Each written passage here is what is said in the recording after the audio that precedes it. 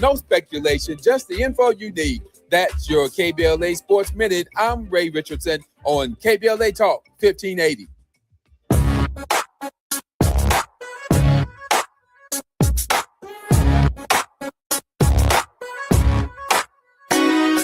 Jesse Jackson Jr. Show. The Jesse Jackson Jr. Show. The Jesse Jackson Jr. Show.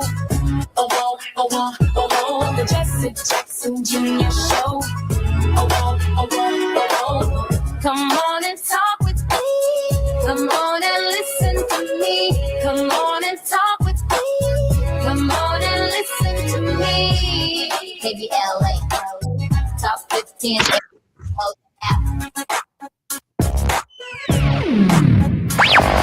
All I need is one mic. With the KBLA Talk 1580 editorial, I'm James Farr. $2.5 billion. Governor Gavin Newsom said it was there for fire survivors in Altadena and the Palisades. No strings attached. That was the promise. But the burning question is, where's it at? 18 months later, an NBC4 investigation came back with the numbers. The numbers don't answer the question, they deepen it. Where's it at? About $605 million has been spent, roughly 75% still not released. Where's it at?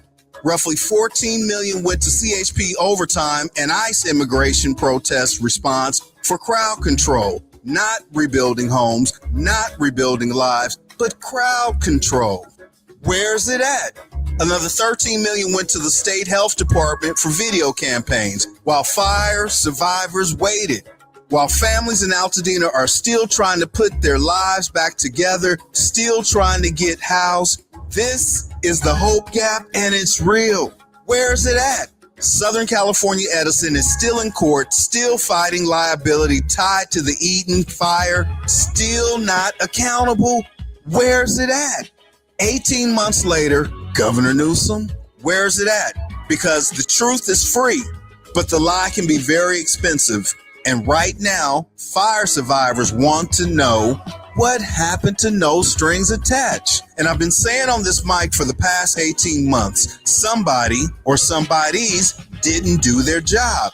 Now it's documented. Governor Newsom, listen closely. You didn't do your job. You didn't keep your promise. You held up the bill. Now stop holding up the money. You said no strings attached. Instead, you played on the people's heartstrings. Where's it at? See, Governor Newsom, even at the French Laundry, if it don't come out in the wash, it's sure enough gonna come out in the rinse, and the rinse cycle is here. With the KBLA Talk 1580 editorial, I'm James Farr, and as always, we welcome your feedback.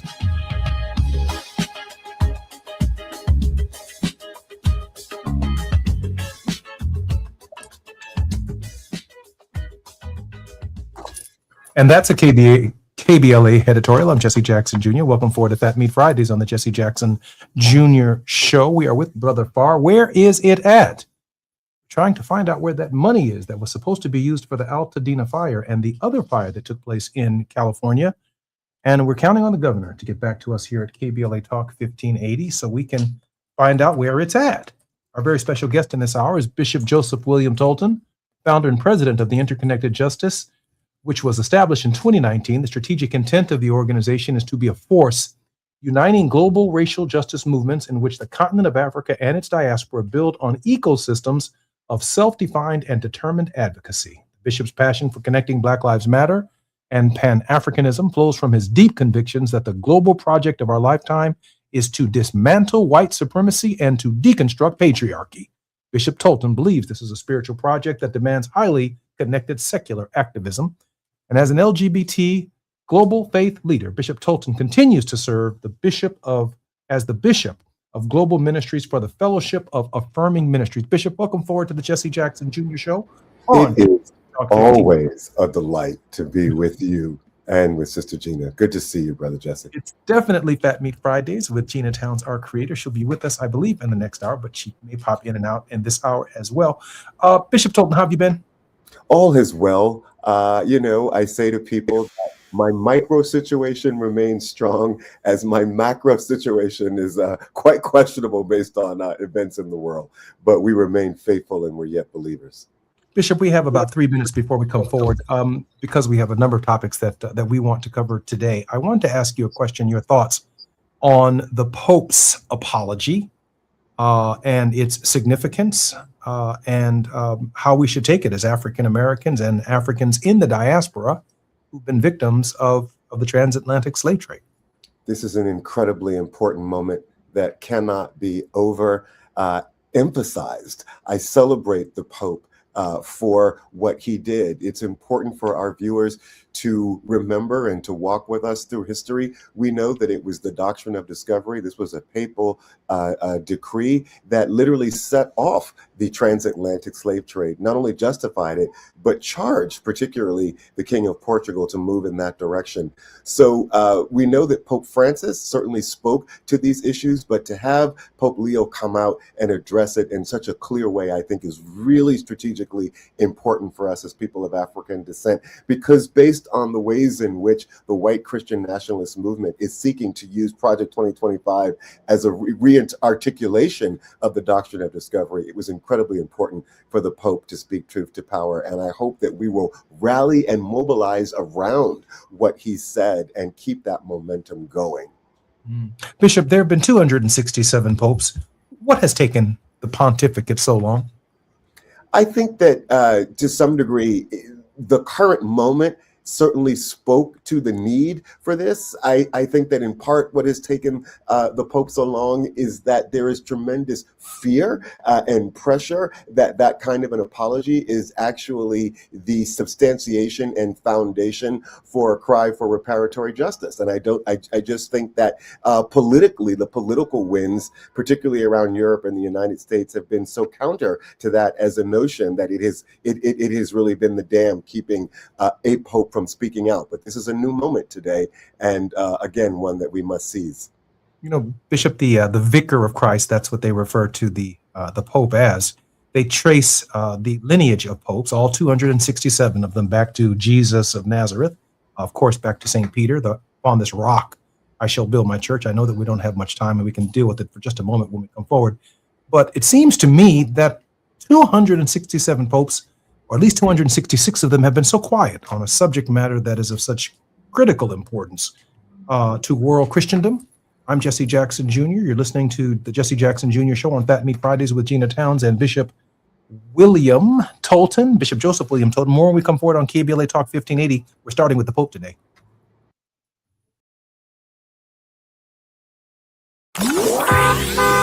It's afternoon drive time with Jesse Jackson Jr. Only on KBLA Talk 1580.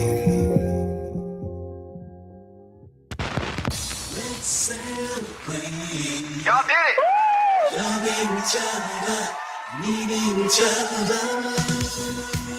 Hey, Los Angeles, KBLA Talk 1580 is turning 5, and we're celebrating in a big way. Oh my God! Join us Friday, June 19th, Juneteenth, 4 to 7 p.m. at the Beehive for our 5th anniversary bash and Juneteenth celebration.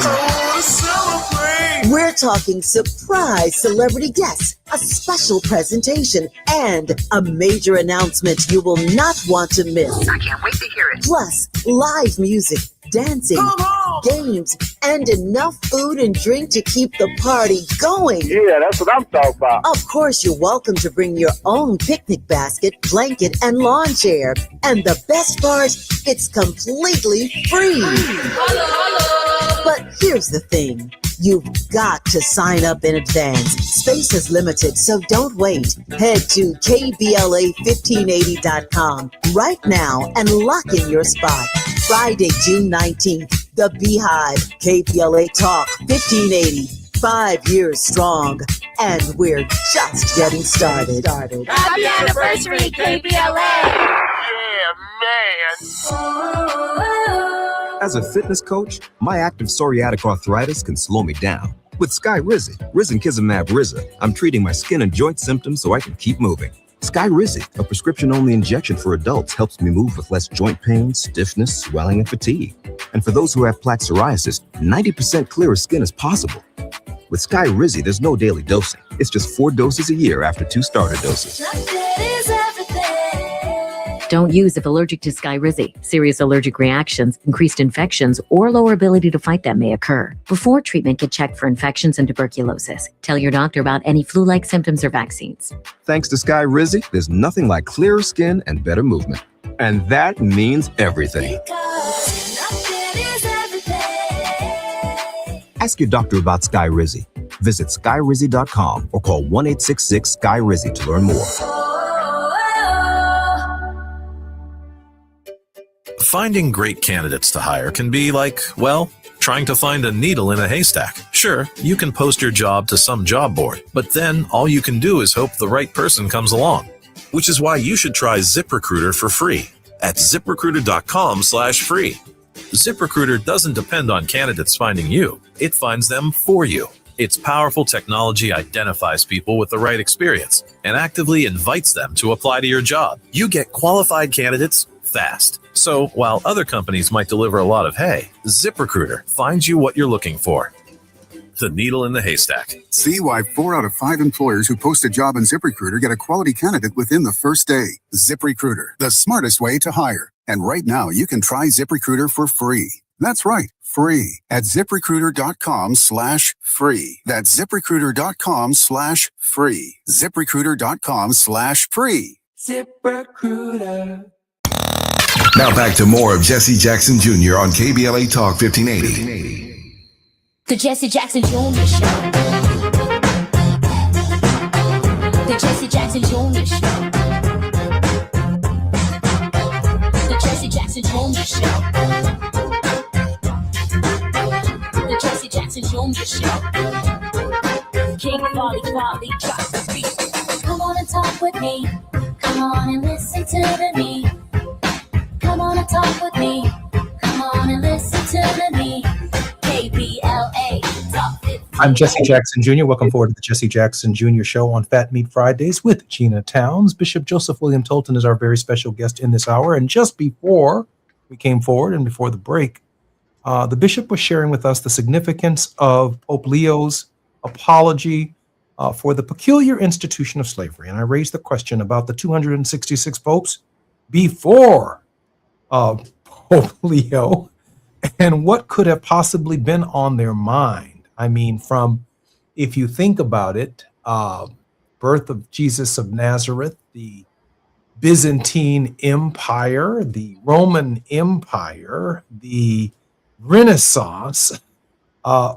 We've lived through empires for 2 millennia, and it's the American Pope, the Pope from the newest nation in human history, only 250 years in our celebration, of course, a particular brutal form of slavery that took place here in the United States. An apology from the American Pope, the first. Bishop? Yeah, I think that that's so significant that you lift that up as an issue.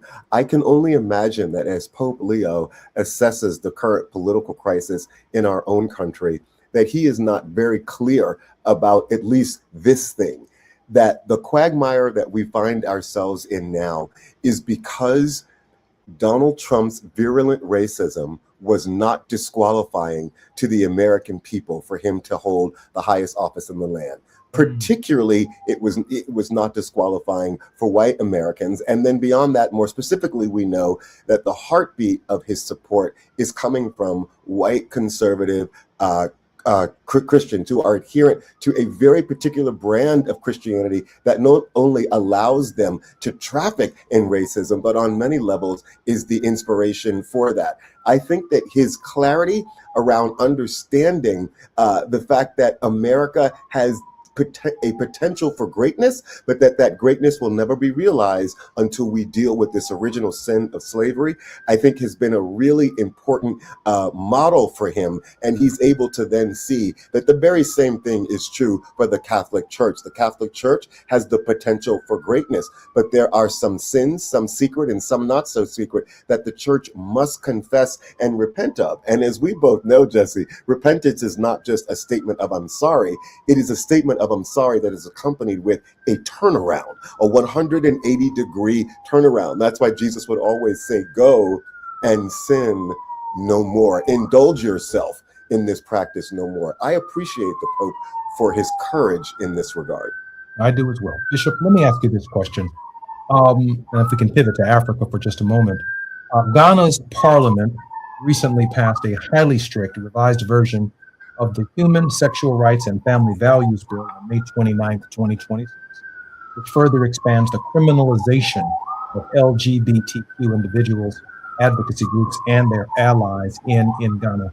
Tell us what's going on in Ghana and what's going on in Africa, because this isn't the first country that has offered a kind of strict crackdown on Absolutely. the LGBTQ community.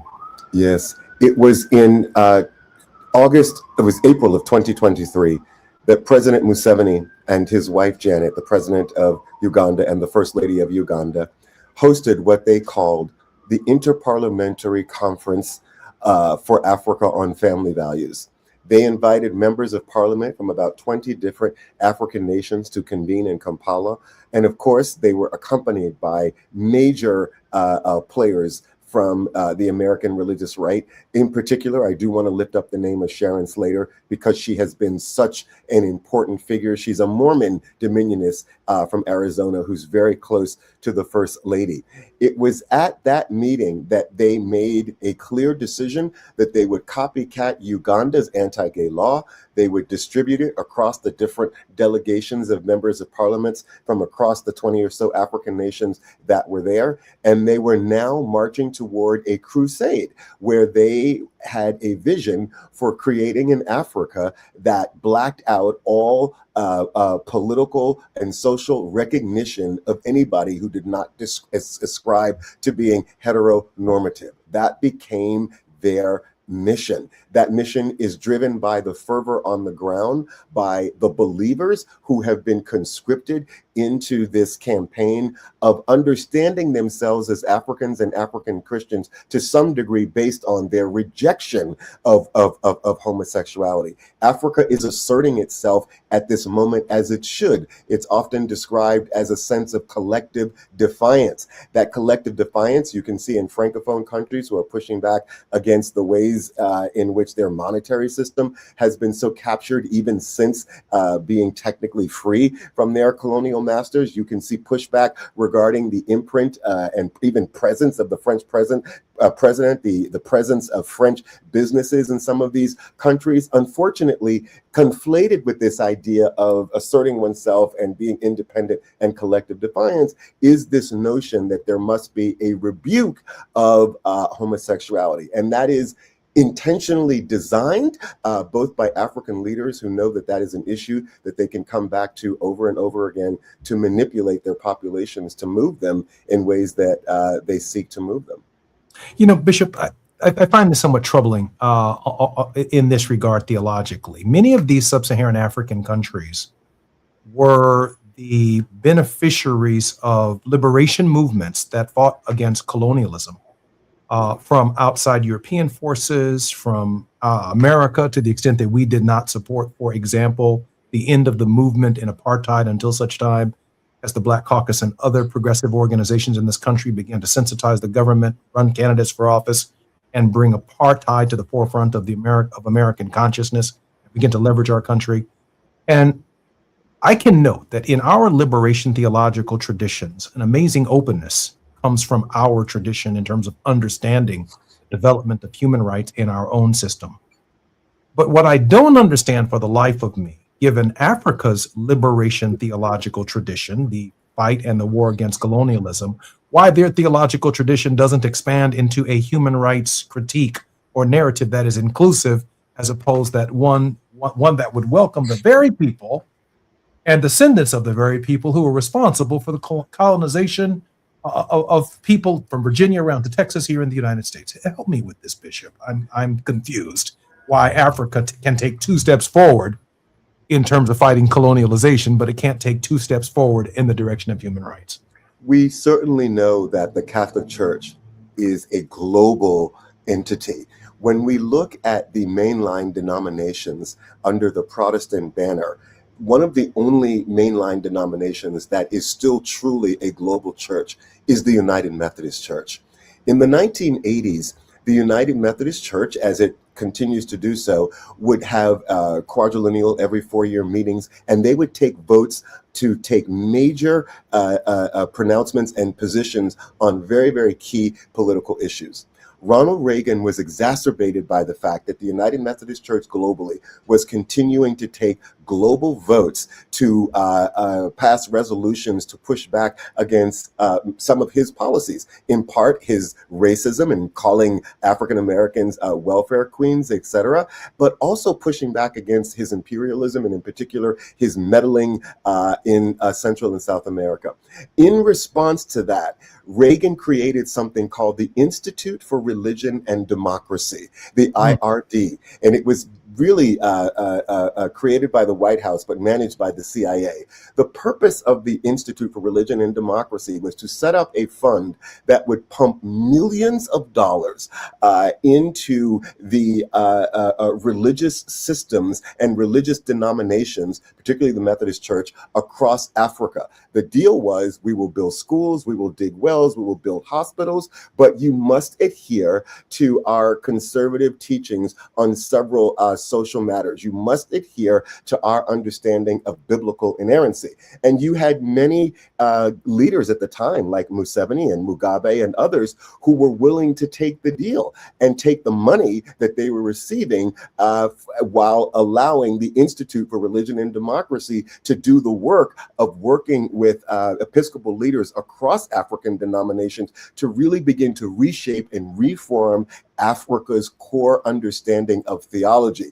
And that meant really becoming married to a very conservative understanding of the scriptures, at the heart of which, of course, was not a advocacy for the poor, advocacy for peace, but it was advocating for America's culture war to now become a primary feature of African Christianity. That has only grown since the 80s, when the Institute for Religion and Democracy was at the root of this transformation of African Christianity.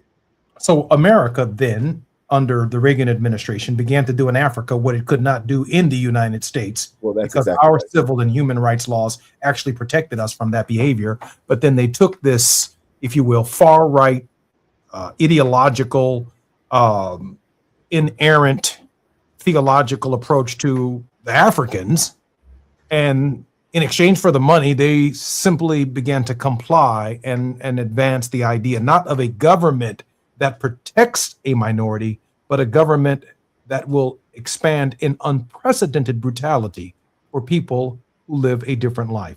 That is absolutely correct. And then in the 1990s, they built upon that by delivering the prosperity gospel. And the prosperity gospel essentially supplanted the gospel of John 3:16, which was the heart of the gospel for Africans and for most Christians at large. And the prosperity gospel intentionally lifted up the ideals of God blesses me, the I, as an individual. And it purposely undid the idea and the ideals of the Ubuntu philosophy being core to African identity and African Christian identity. That was a purposeful undermining of a core understanding of African theology, which traced itself back to an understanding of the village, and replacing that with this idea of God rewards and is all about the I and the individual. So you can see the tearing apart of the African village, the tearing apart of this idea that the we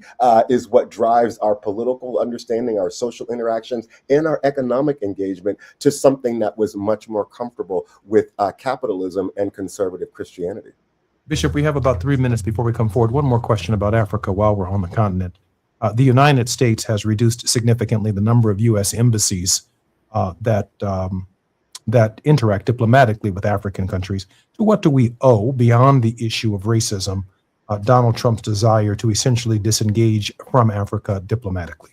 Well, there's no question that this is the result of, yes, what you've just spoken to, his racism, but it's also the ways in which he is managing the State Department. He does not believe in diplomacy. He does not believe in building coalitions. He does not believe in building networks of nation states that work together on particular issues. We're out of the WHO.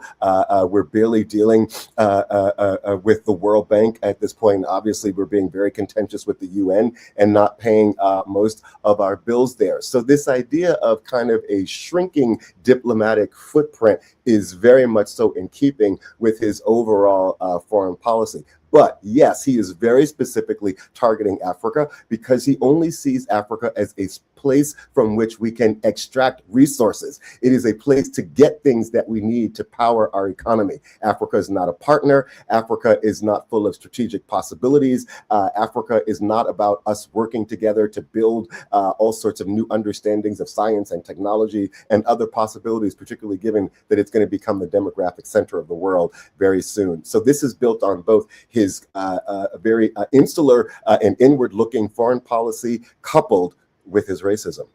I'm Jesse Jackson Jr., listening to the Jesse Jackson Jr. Show on Fat Meat Fridays with Gina Towns, who'll be joining us shortly.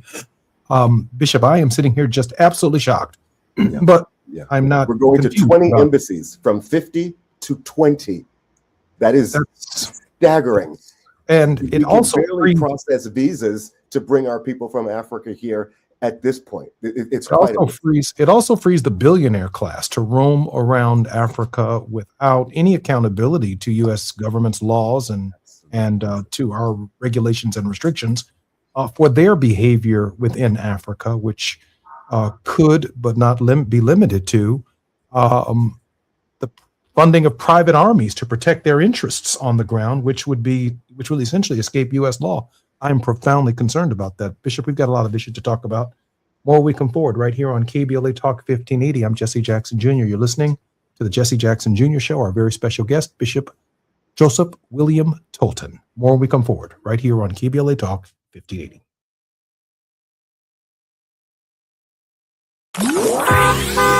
It's afternoon drive time with Jesse Jackson Jr. Only on KBLA Talk 1580.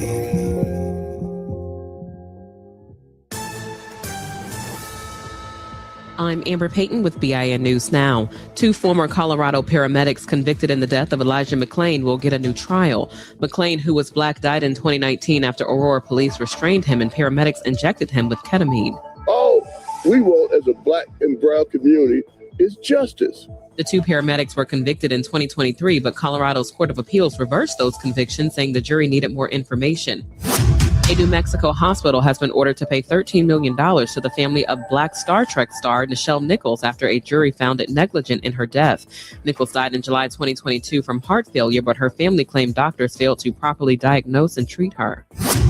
And the Prince estate is releasing 10 previously unreleased Prince songs on a new collection called Timeless. The tracks span his career from 1977 to 2016, including the newly released single Stone. Get BIN News Now on demand 24/7 on the iHeartRadio app. Every breakthrough starts with someone willing to take part. Summit Clinical Research is seeking volunteers with fatty liver disease for studies focused on MASH. Participants may receive study treatment, care, and compensation at no cost. Check eligibility at NASHlivertrials.com. This is the KBLA Sports Minute with Ray Richardson. Game 2 of the NBA Finals is tonight in San Antonio. Call it the adjustment game. Coaching staffs with the New York Knicks and San Antonio Spurs have had almost 48 hours to make changes after the Knicks took Game 1. At the top of the list for Spurs coach Mitch Johnson is making the 7'4" Victor Wembanyama more effective in the offense. Don't be surprised if you see Wembanyama inside the lane more. He missed 15 shots in Game 1. Most of them were outside jumpers, including 7 misses on 3-pointers. That is way too much size and talent to be wasting on the perimeter. Johnson also needs to come up with a plan to put more pressure on the Knicks offense. In Game 1, the Knicks had only 1 turnover in the second half. The Spurs better get this one tonight. They don't want to be down 0-2 when the finals moves to a very festive New York City for Games 3 and 4. 5:30 tip-off tonight on ABC. No debates, no speculation, just the info you need. That's your KBLA Sports Minute. I'm Ray Richardson on KBLA Talk 1580.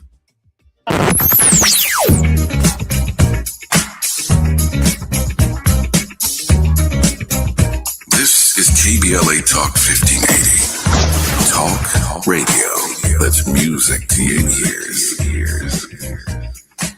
We're unapologetically progressive. KBLA Talk 1580. We've got a lot to talk about.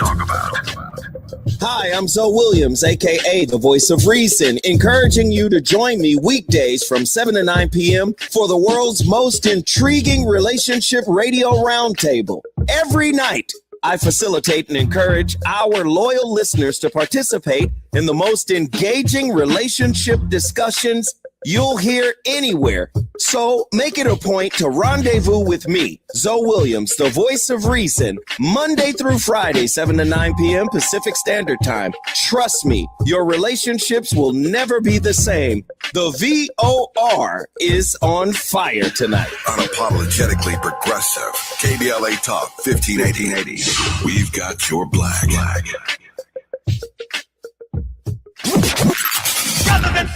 In a world full of noise, one station keeps it real. KBLA Talk 1580, where the conversation goes deeper, the voices sound like yours, and the issues that matter most to our community take center stage. Progressive, powerful, unapologetically us.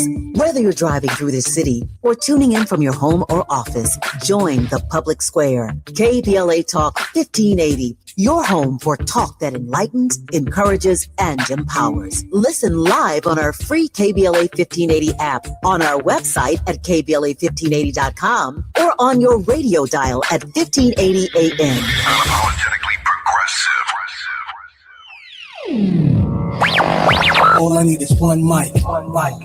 With a KBLA Talk 1580 editorial, I'm Tavis Smiley. It's high time that we say the quiet part out loud about what we consider a disgrace, an absolute disgrace to the people of South Los Angeles. Destination Crenshaw, or as I call it, Procrastination Crenshaw, was supposed to be a 1.3-mile celebration of Black Los Angeles. Pocket parks, commissioned art, a cultural corridor along Crenshaw Boulevard, stretching from our studios in Leimert Park down to Nipsey Hussle Square. It was set to complete in 2022. That's right, 2022. We are now in 2026, and the Crenshaw community is still waiting. A grand opening was announced for February 2024. That date passed with not a single artwork installed. Then we were promised that construction would be completed by the end of 2024. That date came and went. Our understanding is that as of last fall, the 8th Council District Office was still scrambling to raise additional monies just to restart the project, which has been paused again and again. But here's what makes my blood boil. City officials had the nerve to tell this community the delays are, quote, a necessary inconvenience, close quote. A necessary inconvenience? First of all, who are you talking to? Second, go tell that to the Black business owners who have been coping with construction chaos, breathing dust, enduring years of road closures and the scarcity of available parking, confronting unsanitary conditions, losing customers and revenue, all while the project they were promised still sits unfinished. They wouldn't let a project sit this long in any other part of this city. And for what it's worth, our elected official just happens to be the president of the LA City Council. Meanwhile, the city is laser focused on sprucing things up for the World Cup and the Olympics. Please, if this corridor were in Brentwood or Beverly Hills, it would have been completed on time, on budget, and on the cover of every magazine in town. The Crenshaw community deserves better. They deserve the truth, and they deserve what was promised to them. Now, right now, not when it's convenient, not when the cameras are rolling for the Olympics. Now, this isn't incompetence. This is a pattern, and at some point, neglect becomes a decision. With a KBLA Talk 1580 editorial, I'm Tavis Smiley. As always, we welcome your feedback.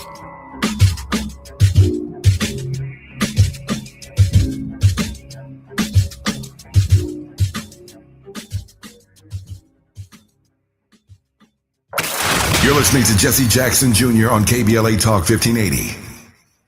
The Jesse Jackson Jr. Show.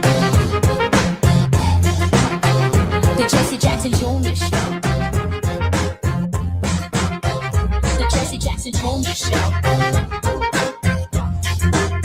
The Jesse Jackson Jr. Show.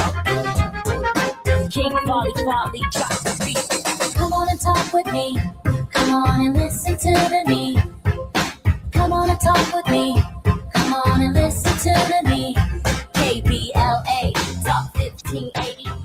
I'm Jesse Jackson Jr. It's Fat Meat Fridays on the Jesse Jackson Jr. Show. In the next hour, none other than my brother, a young man that I am particularly proud of, the president and CEO of the Rainbow Push Coalition, will be our very special guest on Fat Meat Fridays. Gina Towns will also be joining us in that interview, and I think she's going to be joining us momentarily with Bishop Tolton. Bishop Tolton is the founder and president of Interconnected Justice, which was established in 2019. The strategic intent of the organization is to be a force uniting global racial justice movements in which the continent of Africa and its diaspora build on ecosystems of self-defined and determined advocacy. As an LGBTQ global faith leader, Bishop Tolton continues to serve as the Bishop of Global Ministries for the Fellowship of Affirming Ministries. In this capacity, he designs and manages TFAM's justice ministries and collaborations outside of the United States with a focus on East Africa. Bishop Tolton works directly with leaders to build integrated justice movements, connecting activists with civil society advocates, media professionals, academics, and political leaders. Bishop Tolton, welcome forward to the Jesse Jackson Jr. Show on KBLA Talk 1580. Good to be here on Fat Meat Friday, brother. I'd be nowhere else. I appreciate you being here. Bishop, let me ask you a question. There are some other crises that are taking root on the ground in the continent of Africa. The spread of the Ebola virus and a number of reports I've seen recently on CNN where some of their top reporters have actually had to don on the protective gear to see the condition of the patients. And these are the kinds of early warning crises on the question of health that our embassies, that the United States Agency for International Development, USAID, the kinds of concerns that the CDC, as well as the National Institute of Health, has had, because it may not be the Russians, it may not be a nuclear weapon, but something as small as a virus, making it here to the United States or to anywhere, quite frankly, in the developing world, could be as catastrophic as anything we've ever experienced, quite frankly, in human history. This administration has systematically dismantled a lot of that infrastructure. Bishop Tolton, how bad is the Ebola outbreak, and why should we be concerned? Dear brother, this particular story is very close to my heart. The interconnected justice presence around the continent of Africa is particularly strong in the Congo and in Goma, one of the three cities that has been so taken by this current virus. And so I am in constant touch with our interconnected justice leaders there. And the crisis is very real. And what we're really seeing is in Eastern Congo is not just an Ebola outbreak, but this is the convergence of a public health crisis, an armed conflict, and global neglect. These are really questions of governance, of sovereignty, and of whose lives the international community considers worth protecting. The crisis is acute on the ground, in part because the incubation period for this particular strain of the virus is 3 weeks. So you can imagine someone walking around for 3 weeks not knowing that they have this. It makes contact tracing very, very, very, very difficult. And when we think about USAID and the role that they would have played, it would not have prevented the crisis, but it would have helped to minimize the crisis for sure, because you've got issues of early detection, you have issues of containment, and then issues of contact tracing, where you need tools, you need communications, and you need trained staff. Much of that would have come from USAID, and unfortunately, our compromised presence on the ground has meant that we have had a very a slow response to this Ebola outbreak. But it's also important to lift up that there is an ongoing war that's happening in the midst of this conflict, making it very difficult for UN workers and other medical staff to actually get to the people that are in need. We did have the Washington Accord signed a few months ago, but that written document and the political reality on the ground, there's a chasm between it. There is still an active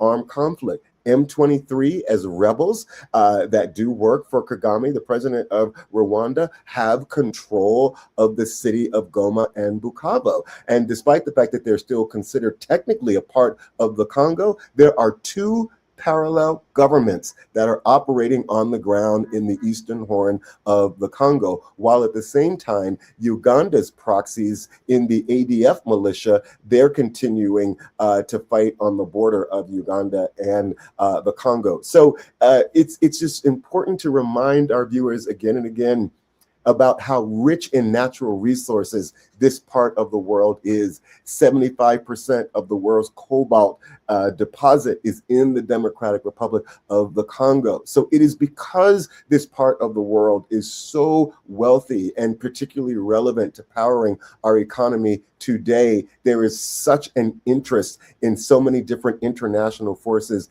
being there and being able to rape the land. This has caused a real crisis within the government in terms of its stability. And so therefore the government is not able to respond in the ways that it should. And let me just end by saying President Felix Tshisekedi, what is he busy doing right now? The president of the Democratic Republic of the Congo, he's busy pressing to try to change the constitution so that he can run for a third term. That's what he's doing now. I'm Jesse Jackson Jr. You're listening to Fat Meat Fridays, and we are grateful that our creator, Gina Towns, is now joining the Jesse Jackson Jr. Show. Gina, welcome forward to your show, Fat Meat Fridays, right here on KBLA Talk 1580. Hi, Jesse. How you doing? How you doing? Hi, Bishop. How are you, my dear sister? So good to be with you. It's good to be with you. And it's always my pleasure to see you because you don't do anything but make sense. So the only reason I'm right now, Bishop, is because I just need to have somebody tell me, why is it that Ebola really hasn't been mentioned for about 4 years?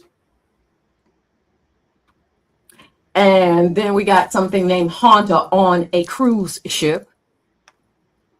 I'm a little perplexed as to why it is that, and I know we'll have to answer this question after the break, and I may just dip out, but I do want you guys to help me with that, because you have to be able to look, and common sense says, why are we talking about viruses again all of a sudden? And this was, what we left when this administration left us before. So I really am curious about how Ebola takes a leap back onto the stage at this particular point, and especially in the light of what you've discussed as far as Africa being considered. If he doesn't know, it's not a shithole country, it's a shithole continent, but you want their minerals. And so we're going to take a break.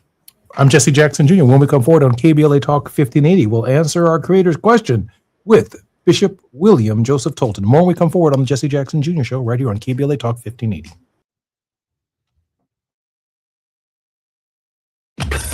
While you're stuck in traffic, we can at least bring you up to speed on the news of the day. You're listening to Jesse Jackson Jr. only on KBLA Talk 1580.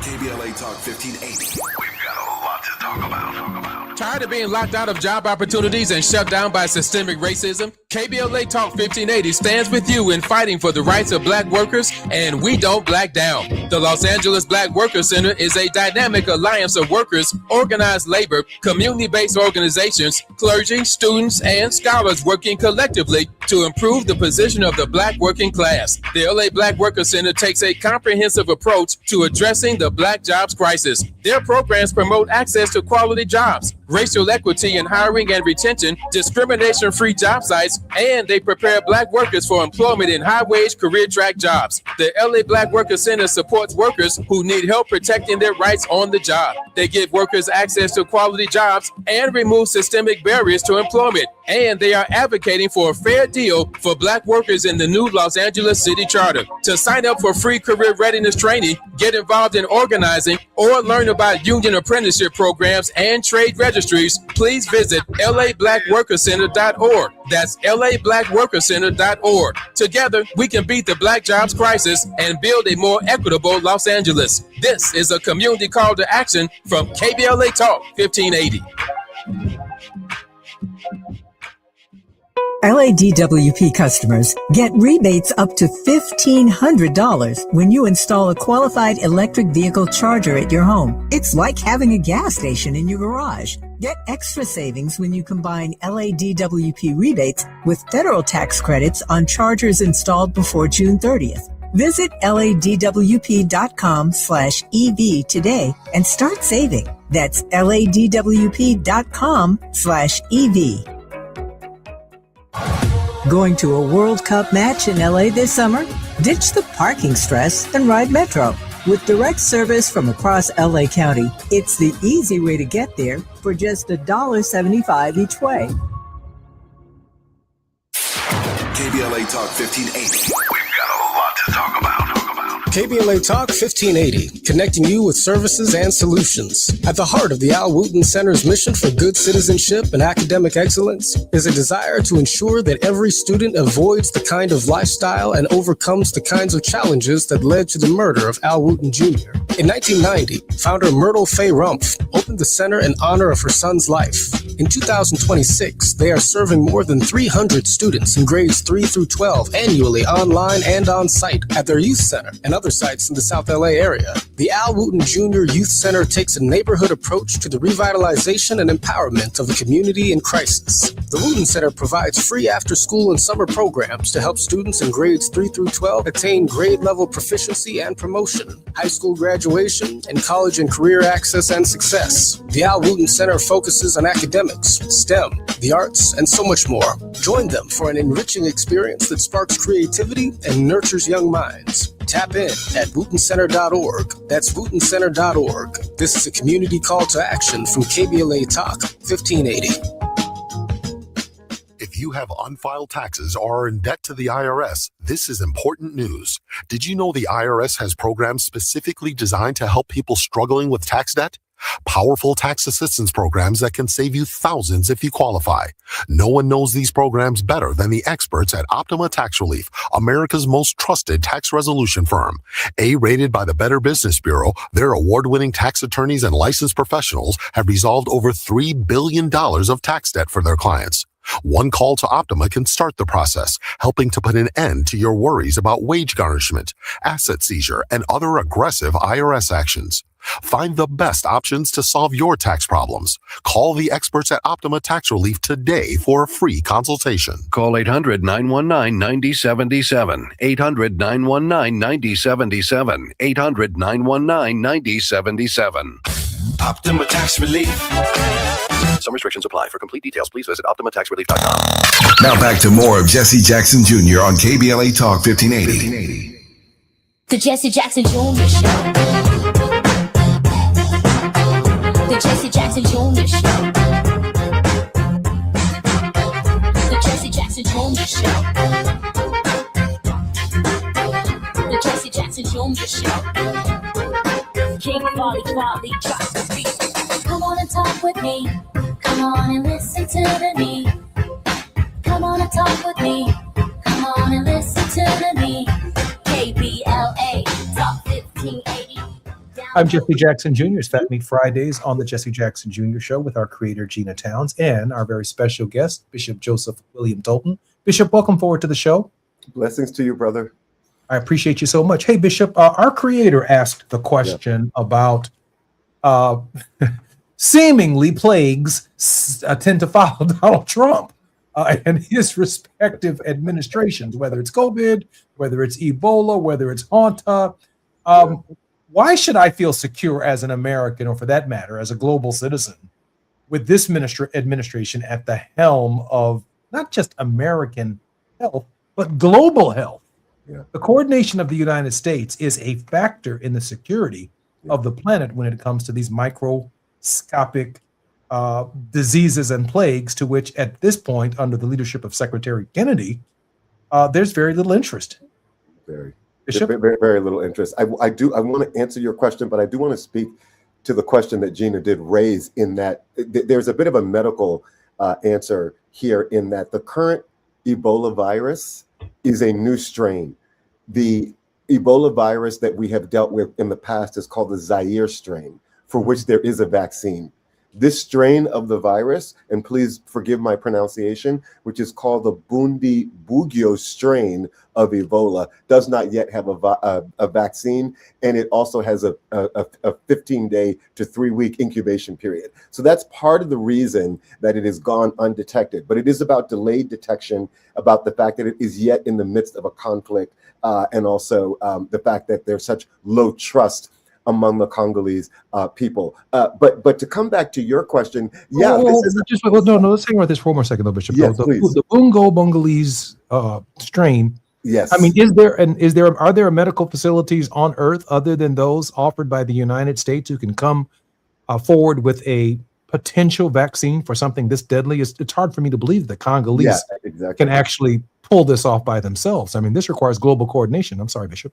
There is no question that this requires global coordination. And here's where our exiting the World Health Organization becomes so problematic, because we no longer have a seat at that table where we're able to offer the expertise coming out of the CDC, which we know has been incredibly important to responding to this disease over the years. And then, of course, with the CDC being decimated, if we even had a seat at the World Health Organization, would we actually have the personnel to deploy to be a part of this global conversation? So yes, our disregard for multilateral global institutions is a part of the price that we're paying right now. So when we talk to some degree about Trump and viruses following him, there is a truth to it because of the policies. Let's remember that Obama had instituted an office of that studied these viruses and global health issues. That office was disbanded by Trump in 2016 when he came in the first time. He destroyed that office. So public policy leads to bad public policy leads to disastrous results. And this, my friend, unfortunately, is again one of them.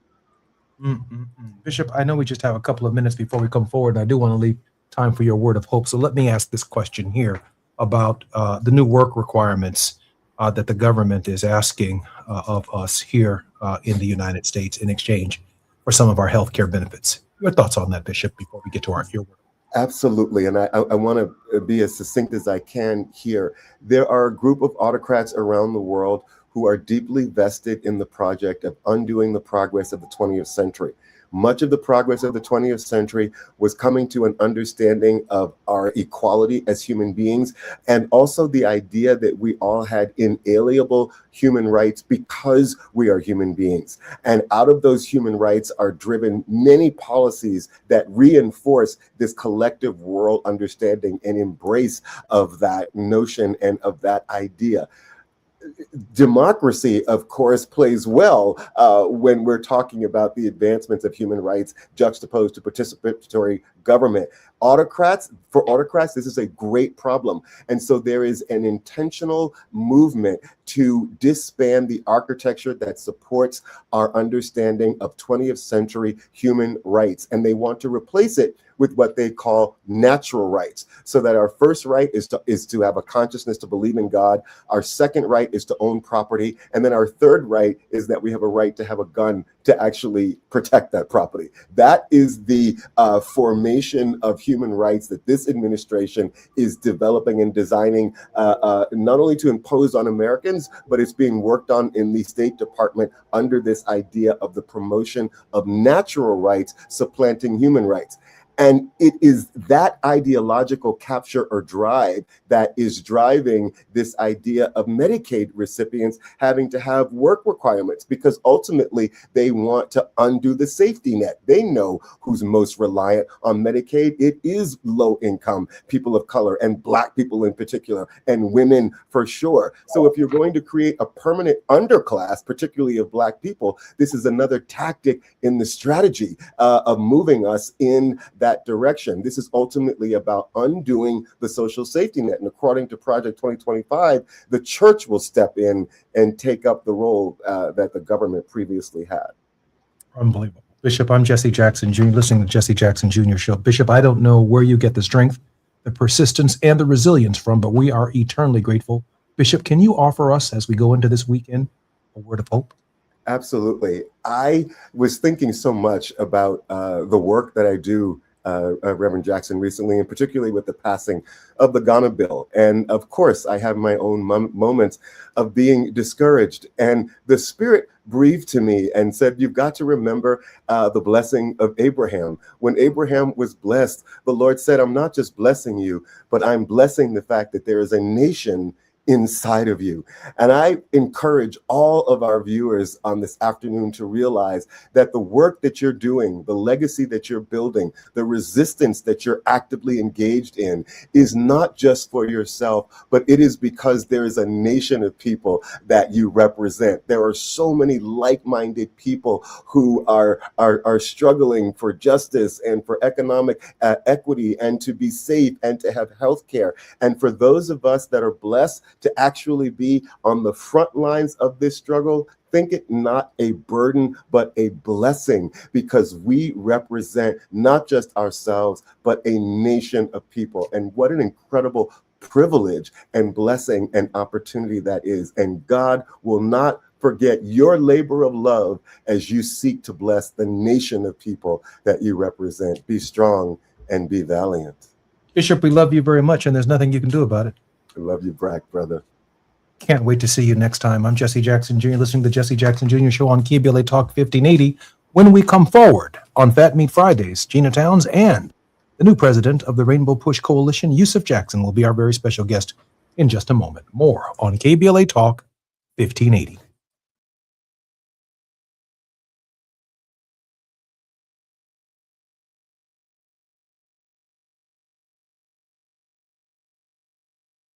KBLA 1580 Santa Monica. I'm Amber Payton with BIN News Now. 2 former Colorado paramedics convicted in the death of Elijah McClain will get a new trial. McClain, who was Black, died in 2019 after Aurora police restrained him and paramedics injected him with ketamine. All we want as a Black and brown community is justice. The 2 paramedics were convicted in 2023, but Colorado's Court of Appeals reversed those convictions, saying the jury needed more information. A New Mexico hospital has been ordered to pay $13 million to the family of Black Star Trek star Nichelle Nichols after a jury found it negligent in her death. Nichols died in July 2022 from heart failure, but her family claimed doctors failed to properly diagnose and treat her. And the Prince estate is releasing 10 previously unreleased Prince songs on a new collection called Timeless. The tracks span his career from 1977 to 2016, including the newly released single Stone. Get BIN News Now on demand 24/7 on the iHeartRadio app. Every breakthrough starts with someone willing to take part. Summit Clinical Research is seeking volunteers with fatty liver disease for studies focused on MASH. Participants may receive study treatment, care, and compensation at no cost. Check eligibility at NASHlivertrials.com. This is the KBLA Sports Minute with Ray Richardson. Game 2 of the NBA Finals is tonight in San Antonio. Call it the adjustment game. Coaching staffs with the New York Knicks and San Antonio Spurs have had almost 48 hours to make changes after the Knicks took Game 1. At the top of the list for Spurs coach Mitch Johnson is making the 7'4" Victor Wembanyama more effective in the offense. Don't be surprised if you see Wembanyama inside the lane more. He missed 15 shots in Game 1. Most of them were outside jumpers. including 7 misses on 3-pointers. That is way too much size and talent to be wasting on the perimeter. Johnson also needs to come up with a plan to put more pressure on the Knicks offense. In game 1, the Knicks had only 1 turnover in the second half. The Spurs better get this one tonight. They don't want to be down 0-2 when the finals moves to a very festive New York City for games 3 and 4. 5:30 tip-off tonight on ABC. No debates, no speculation, just the info you need. That's your KBLA Sports Minute. I'm Ray Richardson on KBLA Talk 1580. Let's celebrate. Y'all did it. Loving each other, needing each other. Hey, Los Angeles, KBLA Talk 1580 is turning 5, and we're celebrating in a big way. Oh my God! Join us Friday, June 19th, Juneteenth, 4 to 7 p.m. at the Beehive for our 5th anniversary bash and Juneteenth celebration. We're talking surprise celebrity guests, a special presentation, and a major announcement you will not want to miss. I can't wait to hear it. Plus, live music, dancing, games, and enough food and drink to keep the party going. Yeah, that's what I'm talking about. Of course, you're welcome to bring your own picnic basket, blanket, and lawn chair. And the best part, it's completely free.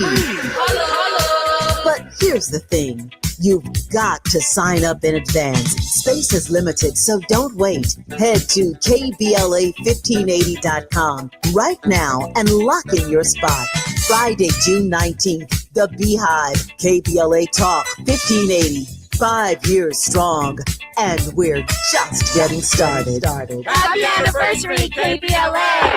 Yeah, man.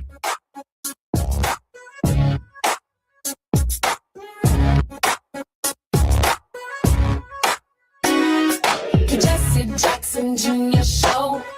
The Jesse Jackson Jr. Show. The Jesse Jackson Jr. Show. The Jesse Jackson Jr. Show. Come on and talk with me. Come on and listen to me. Come on and talk with me. Come on and listen to me. KBLA Talk 1580. Download the app.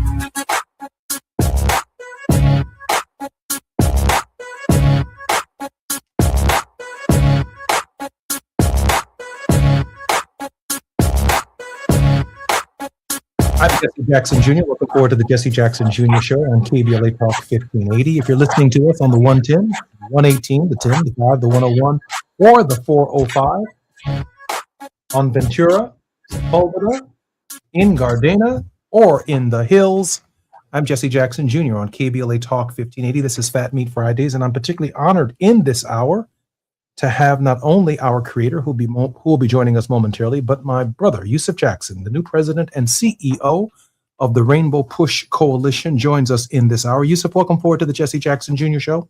Mr. Jesse Jackson Jr., thank you very, very much. May I start by asking you a question, or do you want to ask me first? Well, I'd like to ask you a question first, if you don't mind. Yusuf, I know you have a conference that's coming up that's particularly important given all of the issues that we have been confronting across the country at this hour. Can you share with us any and all details that you're willing to share with us about the Rainbow Push Conference that's coming up very soon?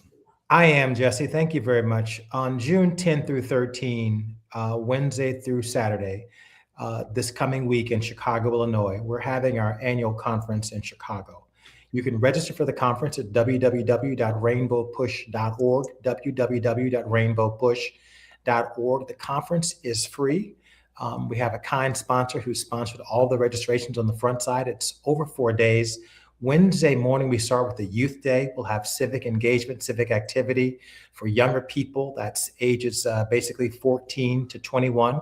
We'll have voter registration, voter education, seminars and classes and panels on why it's important to be involved civically. At the same time, we'll have activities for them. We'll have free haircuts. We'll have free nail salon. We'll have headshots, expungement activities, as well as resume support. We'll have a podcast room, and then outside we'll have a 3-point contest, some basketball, some activities, some sports, some food trucks. So it'll be a fun day for you to engage and also learn about the importance of civic engagement. And then Thursday is a day where we have designed to honor the life and legacy of my father, Reverend Jesse L. Jackson Sr. Some of the highlights, and there are many. We're going to have a seminar on what does the 4th of July mean to me. We'll have a representative from the Cherokee Nation, as well as Jewish Americans and Lebanese Americans and African Americans, talking about their experience with the meaning of the 4th of July to them. I will have a special fireside chat with Secretary of Transportation and Governor Pete Buttigieg, as well as a special opportunity to have a fireside chat with former Secretary of State Hillary Clinton. And then on Friday, we have a wonderful event celebrating 3 important religious figures in Chicago.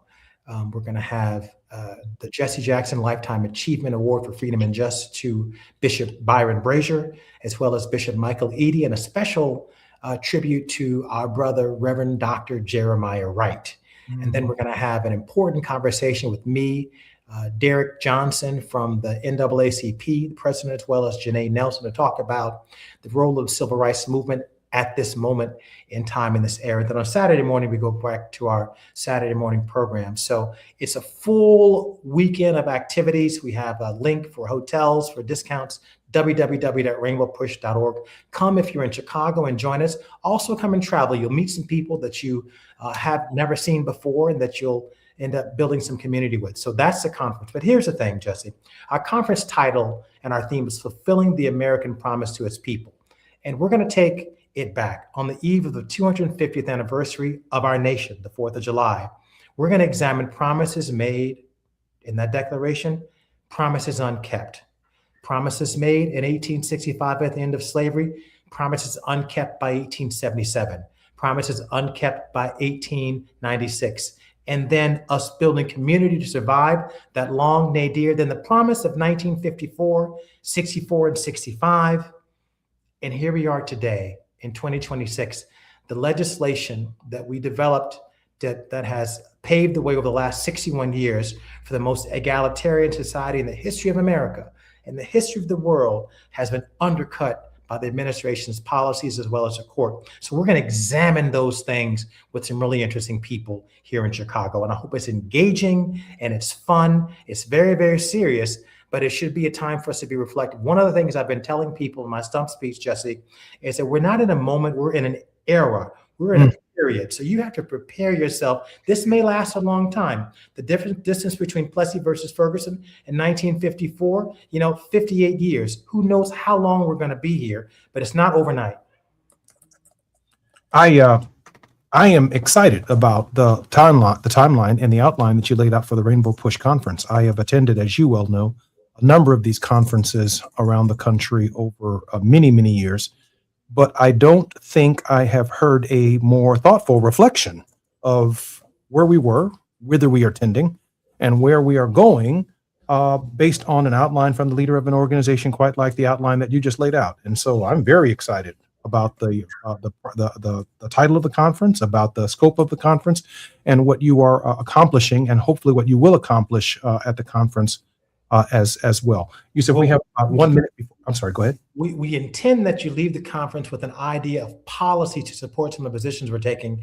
And I'll tell you, the manual that we're basing this book on, this basis conference on, is one written by a great author. Oh, wow. Reverend Jesse L. Jackson, young Jesse L. Jackson Jr., A More Perfect Union, the new 20th anniversary edition. I will tell you, this is a must read for any scholar who wants to learn about the history of the United States.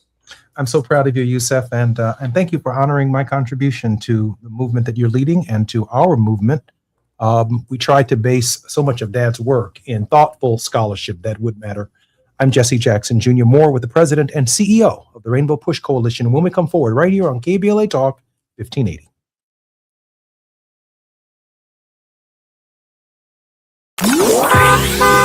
It's afternoon drive time with Jesse Jackson Jr. Only on KBLA Talk 1580.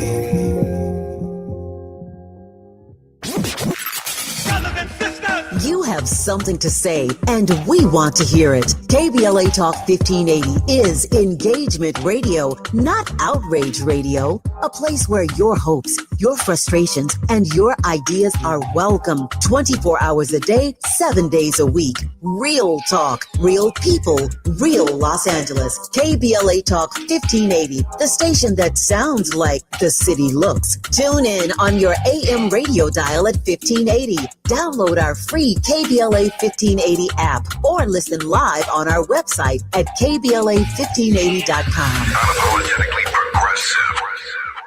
As we go a little something like this. Hey, it is B. D.L. Hugo, and I am thrilled to be heard weekdays in my hometown on KBLA Talk 1580. So check out the D.L. Hugo Afternoon Show weekdays from 2 to 4 p.m. exclusively on KBLA Talk 1580. We got a whole lot to talk about, let me tell you. That's on the radio. All I need is one mic. With the KBLA Talk 1580 editorial, I'm James Farr. $2.5 billion. Governor Gavin Newsom said it was there for fire survivors in Altadena and the Palisades. No strings attached. That was the promise. But the burning question is, where's it at? 18 months later, an NBC4 investigation came back with the numbers. The numbers don't answer the question, they deepen it. Where's it at? About $605 million has been spent, roughly 75% still not released. Where's it at? Roughly $14 million went to CHP overtime and ICE immigration protest response for crowd control. Not rebuilding homes, not rebuilding lives, but crowd control. Where's it at? Another $13 million went to the state health department for video campaigns while fire survivors waited. While families in Altadena are still trying to put their lives back together, still trying to get housed, this is the hope gap and it's real. Where's it at? Southern California Edison is still in court, still fighting liability tied to the Eden fire, still not accountable. Where's it at? 18 months later, Governor Newsom, where's it at? Because the truth is free, but the lie can be very expensive. And right now, fire survivors want to know what happened to no strings attached. And I've been saying on this mic for the past 18 months, somebody or somebodies didn't do their job. Now it's documented. Governor Newsom, listen closely. You didn't do your job. You didn't keep your promise. You held up the bill. Now stop holding up the money. You said no strings attached. Instead, you played on the people's heartstrings. Where's it at? See, Governor Newsom, even at the French Laundry, if it don't come out in the wash, it's sure enough gonna come out in the rinse, and the rinse cycle is here. With the KBLA Talk 1580 editorial, I'm James Farr, and as always, we welcome your feedback.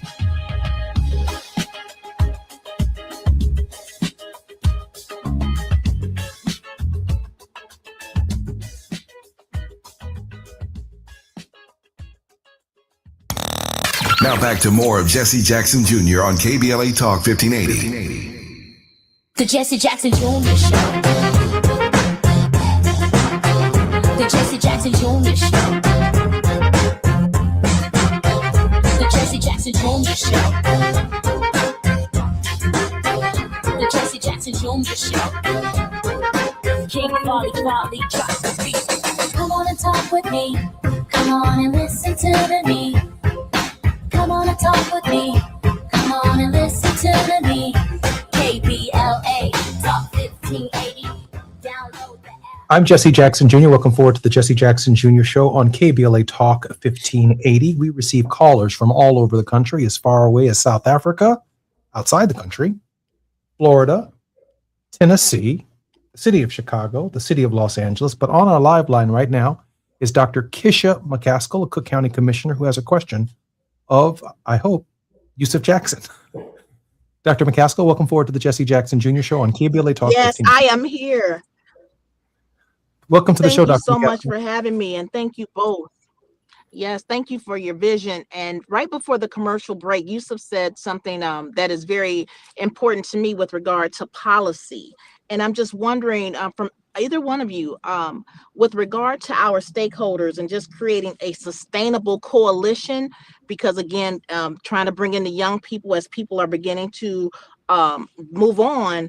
I'm just wondering, from the conference's priorities, what would be a lasting policy that would create some type of community change that you see that would be sustainable? So what would be the one thing, or maybe more than one, from the conference that you would like to see turned into policy?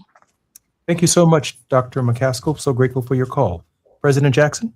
Yeah, Dr. McCaskill, it's not one thing really.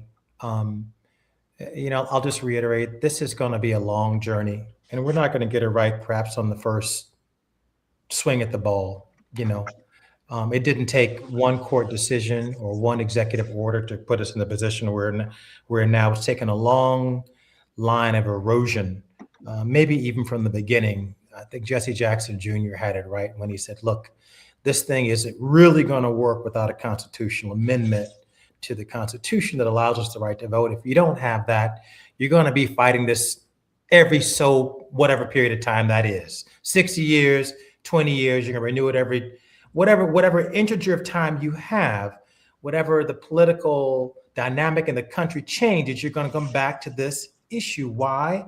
Because in mathematics, it's called, I'm going to get to your point, it's called regression to the mean. The mean of our country was that white male landowners could vote, and that was 6% of the country. And so whenever we expand that beyond that original mean, the next integer usually comes back down to that mean. And so we had a period of great expansion from 1965 to 2026, and now we're finding that being curtailed back down closer to that mean. Now that 6% obviously has expanded. The group has gotten bigger. It's included more Eastern and Western Europeans, so it's bigger. But the point is, on the fringes and the edges, those of us who were locked out continue to be at one level locked out. So one of the things we want coming out of this conference is to expand our political maturity. Most groups who have an interest in our government put on a legislative conference, a legislative day, and then they go and lobby Capitol Hill. I say in 63, we marched to Washington. In 83, we had a commemoration of that march. In the 90s, we had a Million Man March. Now we must go and knock on the doors, 50 states, 535 legislators, and give them our agenda. Open up one of those trifolds and have those 5 points that is the African-American agenda. It's not just the Divine Nine agenda. It's not the Urban League's agenda. It's not the NAACP's agenda. It's the diasporatic agenda of African-American people and our allies in our working class. So one of the things I want is for us to put on seriously a legitimate legislative conference, perhaps a day this fall, but really in the legislative spring, we go en masse, 10,000 African-Americans mixed from business to clergy to put on a conference in Washington, D.C., where they begin to understand year after year our issues. Some of them are midterm issues, and some of them are long evergreen issues like reparations. Let me associate myself, Dr. McCaskill, with everything that Yusef has said. One of the great challenges when we recognize our own finitude, and I think undergirds Yusef's point, is that we fight day by day on the micro issues, and we don't have a collective national vision. A collective national vision, no matter how difficult it is, we have to reflect upon. But if it were not for the vision to end slavery, which required a 13th, 14th, and 15th Amendment, today we'd still be talking about states that are trying to leave the Union. We'd still be talking about how do we free people from slavery within certain counties and within certain states. We'd still be talking about it. But the fact that we are not talking about it is because the 13th, 14th, and 15th Amendments to the Constitution are real. They are there. The fact that women can vote, the 19th Amendment, it's there in the Constitution. And so we're going to keep talking about these issues when this Congress comes in or this Congress goes out and they decide for legislation to expire, and we haven't put our focus on the Constitution of the United States. We've not put our focus on the federal judiciary. We've not put our focus on the Supreme Court. We've never raised the issues large enough to say, do we believe that healthcare is a human right for all Americans? And if it is, do we believe that it belongs in the Constitution of the United States as a fundamental right? And what is it going to take us to get there? Now, I may expire next week. I may expire a month from now, but at least the constitutional vision is passed on from generation to generation, and we stay focused on it no matter what the short-term legislative accomplishments are that we accomplish. We're not lost sight of the idea that every single human being in this country deserves a constitutional right to health care of equal high quality. And the same thing can be said about the environment. The same thing can be said about education. To Yusuf's point, the same thing can be said about the fundamental right to vote, which is not in the Constitution of the United States. And yet we claim to be a democracy without such a fundamental right. And so the fact that Yusuf is sharpening the pencil, we may lose some good wood and some good lead, but as long as we get to the point, no matter what the argument is, the South Side of Chicago, the South Side of LA deserves to have the fundamental right that Beverly Hills has, or that Waukegan or Evanston or the North Side of Chicago tends to enjoy. And that sharpening that pencil, I think, is the right thing to do. Yusuf? Good doctor. The other thing we're working on is a serious plan to register voters and mobilize for the summer, right on from after the convention, July, August, September, and October. So you'll see the Rainbow Push occupying its legacy lane to register voters in the South and mobilize them. We've got our selection of speakers. We have buses mobilized. So you're going to see us doing some of that policy work to win the midterms. But, you know, one of the things I hope, and if you come to the conference, you'll see I'm having a conversation with Derek Johnson of the NAACP and Janae Nelson from the NAACP Legal Defense Fund. Mark Morial is involved in this. Reverend Al Sharpton is involved in this. We have to come together with our clergy and our civic groups, with Dr. Stacy Grant from the Divine Nine. We are too disconnected. We have to be going in the same direction. NTNW, we aren't quite there yet, and we must be to serve you as good as possible. Dr. McCaskill, let me ask you one other question. I understand that she's not with us. Gina, welcome forward to your show, Fat Meat Fridays, and Jesse Jackson Jr. And Yusuf Jackson is our very special guest. Gina? Hi, Yusuf. How are you? Hi, Gina. What does Fat Meat Friday mean? It means that there is something for you to chew on that happened Monday through Thursday on the Jesse Jackson Jr. show. And we try to discern what we heard, and we try to give people something that they can think about and take action. And that leads me to the follow-up question, though Dr. McCaskill had to go. Her follow-up question was, what action items do you want to see elected officials take forward if there is anything that you think about and the help that you want as a civil rights organization and amongst the other leaders that you will be meeting with and planning with strategically? Is there something that elected officials can do in the immediate from the conference? I don't think our changes are going to come from elected officials. But well, the first thing we've got to do is we have to sort of level set. We need a good civics education lesson across from our youth to our older people. If you were born after 1965, from a civil rights and civil liberties perspective, you were born on second base. And as the proverb goes, you woke up and thought you hit a double. The fact of the matter is you never saw anybody die for the right to vote. You never saw anybody die for a woman to be able to sign their own checking account or get a business loan or work overtime or not have 8% of the slots of college dedicated for a woman. You never seen any of those. So you never seen women's sports not funded equally to men's sports. You never seen any of that. How many white women today walk around and say, thank goodness for Dr. King that I'm able to go to college and our sports are funded equally? None, but they all should be, because the civil rights legislation, the Voting Rights Act, the Civil Rights Act, laid the predicate for Title IX, 1972. And so if you look at how many people benefited from the civil rights legislation and civil rights actions of the advocates, that's like 95% of the country, including the white working class. But does 95% of the country really believe they owe their civil rights and liberties to that group? No, they don't. And one of the reasons we're not able to push the knowledge from generation to generation is that too few people recognize the truth of how they earn their freedoms in the country. They think it was George Washington, and it did not.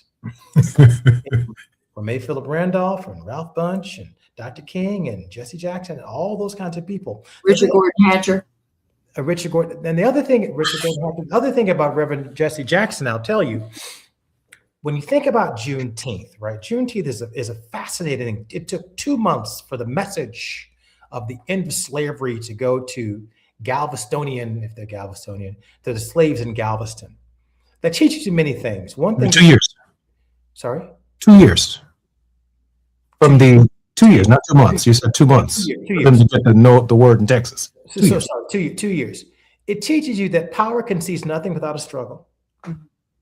That the masses never get tired of being master. And that the level of pervasiveness of racism and sexism in this country was so enormous. That's why, so you could change the law, but it doesn't change the culture. And that's why it took a Jesse Jackson being propelled out of 1965 to go and touch as many elements of society as he could, challenging the culture after the law was changed. And so it seemed like sometimes, from my perspective, my dad was everywhere. Well, he kind of had to be everywhere to challenge the culture after the law had changed. Absolutely, I absolutely agree with that. Wow. So that's the profound nature of the hour, how we change the culture.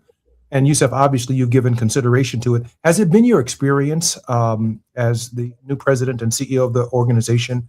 How do you change the culture of organizations that are in some cases a century old, and they're being asked, we have about 2 minutes before we come forward. We're being asked to change the culture of organizations that themselves are like battleships, very, very difficult to turn, given just how quickly most of Second Reconstruction is being undermined and dismantled. Yusuf, how do you do that, and where do we begin? Old grapes got to shed those old skins, and we have to retool and refit these organizations for an AI community. The civil rights groups, human rights groups, these civic organizations cannot be afraid of AI, for example. We have to embrace all that is new with our young people and go forward. I think right now we have this fear. We're in for sort of a stasis.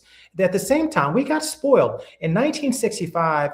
After we all gained a level of equal protection and due process under law, we all went our separate ways exploring this concept called freedom. But with the stroke of a pen, the Supreme Court has gathered us all back into the same boat.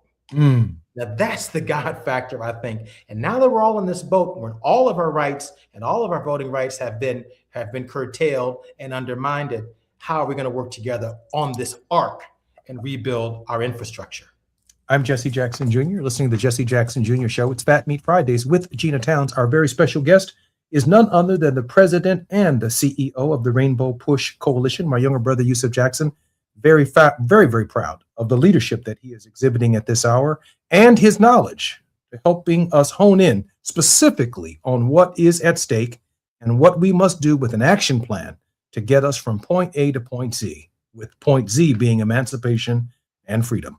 More when we come back on KBLA Talk 1580. I'm Jesse Jackson Jr., right here on Fat Meat Fridays on KBLA Talk 1580.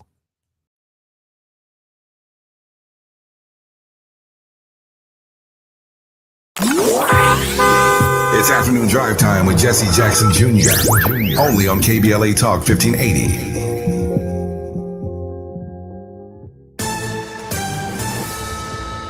I'm Amber Payton with BIN News Now. 2 former Colorado paramedics convicted in the death of Elijah McClain will get a new trial. McClain, who was black, died in 2019 after Aurora police restrained him and paramedics injected him with ketamine. All we want as a black and brown community is justice. The 2 paramedics were convicted in 2023, but Colorado's Court of Appeals reversed those convictions, saying the jury needed more information. A New Mexico hospital has been ordered to pay $13 million to the family of Black Star Trek star Nichelle Nichols after a jury found it negligent in her death. Nichols died in July 2022 from heart failure, but her family claimed doctors failed to properly diagnose and treat her. And the Prince estate is releasing 10 previously unreleased Prince songs on a new collection called Timeless. The tracks span his career from 1977 to 2016, including the newly released single Stone. Get BIN News Now on demand 24/7 on the iHeartRadio app. Every breakthrough starts with someone willing to take part. Summit Clinical Research is seeking volunteers with fatty liver disease for studies focused on MASH. Participants may receive study treatment, care, and compensation at no cost. Check eligibility at NASHlivertrials.com. This is the KBLA Sports Minute with Ray Richardson. Game 2 of the NBA Finals is tonight in San Antonio. Call it the adjustment game. Coaching staffs with the New York Knicks and San Antonio Spurs have had almost 48 hours to make changes after the Knicks took Game 1.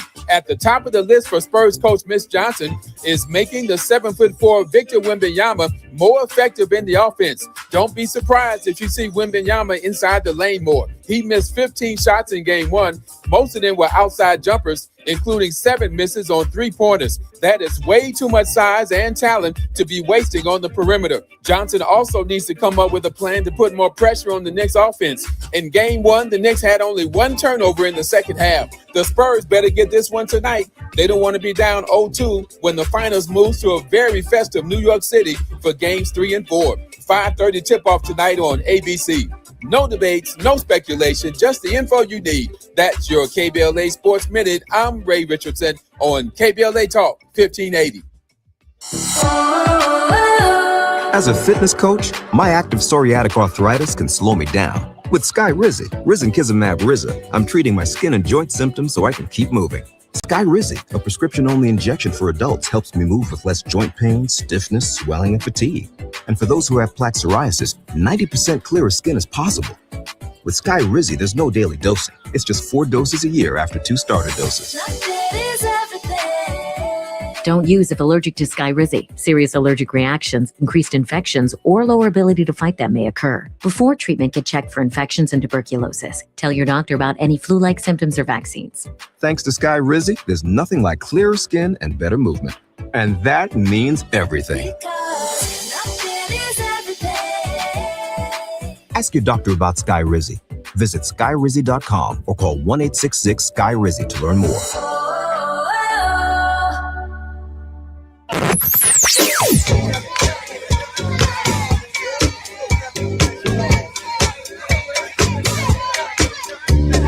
This is KBLA Talk 1580. Talk radio. That's music to your ears. We're unapologetically progressive. KBLA Talk 1580.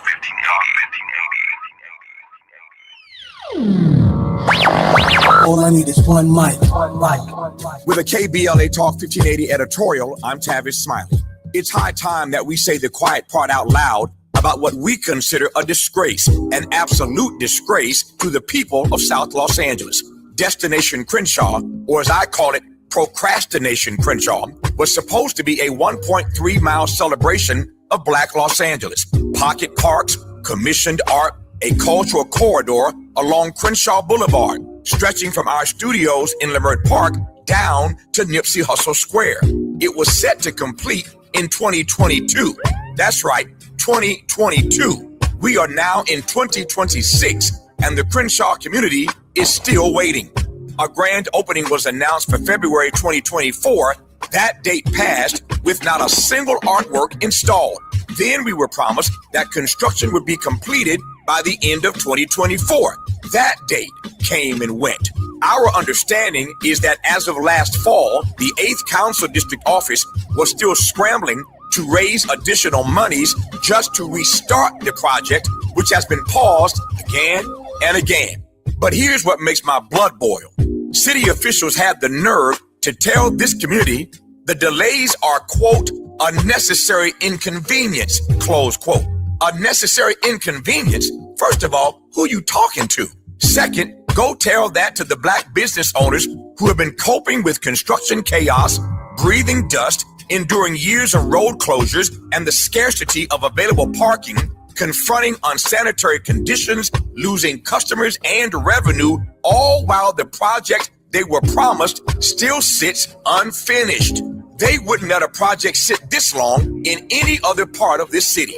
And for what it's worth, our elected official just happens to be the president of the LA City Council. Meanwhile, the city is laser focused on sprucing things up for the World Cup and the Olympics Please, if this corridor were in Brentwood or Beverly Hills, it would have been completed on time, on budget, and on the cover of every magazine in town. The Crenshaw community deserves better. They deserve the truth, and they deserve what was promised to them. Now, right now. Not when it's convenient, not when the cameras are rolling for the Olympics. Now, this isn't incompetence. This is a pattern. And at some point, neglect becomes a decision. With a KBLA Talk 1580 editorial, I'm Tavis Smiley. As always, we welcome your feedback.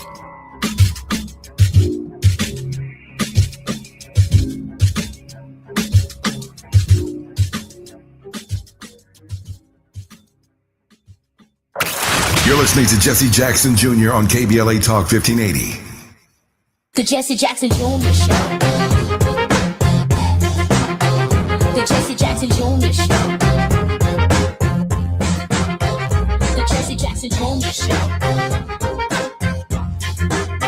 The Jesse Jackson Jr. Show. King Folly, drop the beat. Come on and talk with me. Come on and listen to me. Come on and talk with me. Come on and listen to me. KBLA Talk 1580. I'm Jesse Jackson Jr. Welcome forward to the Jesse Jackson Jr. Show on KBLA Talk 1580 by way of the app. We are broadcasting all over the world right now, and I'm very particularly honored on Fat Meat Fridays with our co-host, Ms. Gina Towns, that Yusef Jackson is our very special guest on the program. Gina, Yusef, as president of the Rainbow Push Coalition, so grateful that you're spending this hour with us, Yusef. Gina, let me ask Yusef one more time to share with us the programming of the conference, the date, the time, the location, and how we can be supportive of the organization as you prepare for your upcoming national conference. Jesse, I just got mad. I need you to help me out of this. In the break, I got very, very angry. America is built on a promise. In exchange for our fidelity to this union, we gave our blood, our heart, and our soul to create this union. And we were supposed to have the right to life, liberty, and the pursuit of happiness. And that was not possible, half slave and half free.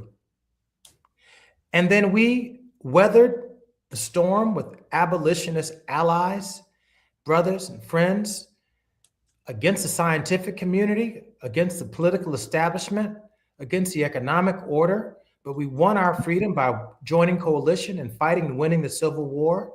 And then we were sold out by both parties 12 years later, codified 19 years later in 1896, didn't lose faith in the country, didn't lose faith in America, and built coalition amongst our own community with the Greeks in 1900s and the NAACP and the Urban League and Jack and Jill in 1938 when our children were being disenfranchised in schools and felt to feel inferior. We founded Jack and Jill to try to protect our children.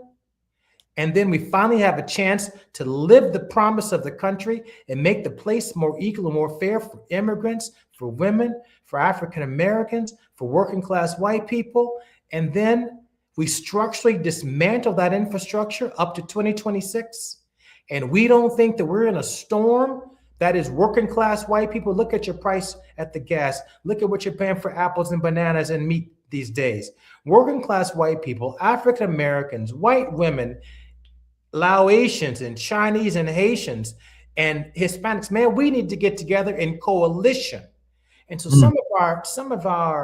all of our conference at 930 East 50th Street at www.rainbowpush.org is about this coalition building.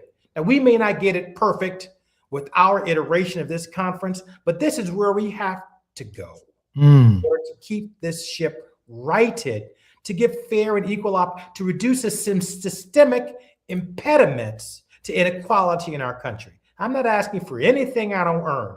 I just want the systemic impediments erased so that every child, as Dr. King would say, can go to school and get as much knowledge as his or her head can absorb. Gina, you had a question of the president. Not so, I guess maybe a question, but earlier, thank you for that. Let me say that. Yeah. Because that righteous indignation. That righteous is indignation. what we have to have. And that is also a transfer of heart.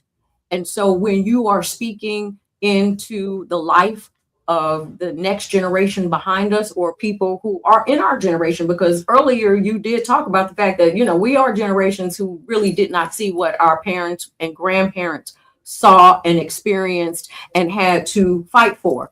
Of course, Generation X, which we are, and you're a little bit younger than Jesse and myself in that, is even further removed, but we have the millennials and Gen Z and Gen Alpha who experienced a Black president for 8 years, kind of thought everything was okay until they witnessed the presidency of Donald Trump and the worldwide murder of George Floyd. And so, that kind of was a wake up call. But when we think about sharpening the pencil, which I heard Jesse say earlier, which was a phrase that your dad used, might lose some good wood in the meantime, but sharpening that pencil is exactly what you're doing. That's what you're talking about. It is that transfer of heart. It is talking about culture and galvanizing. And I've heard Jesse talk about this as well.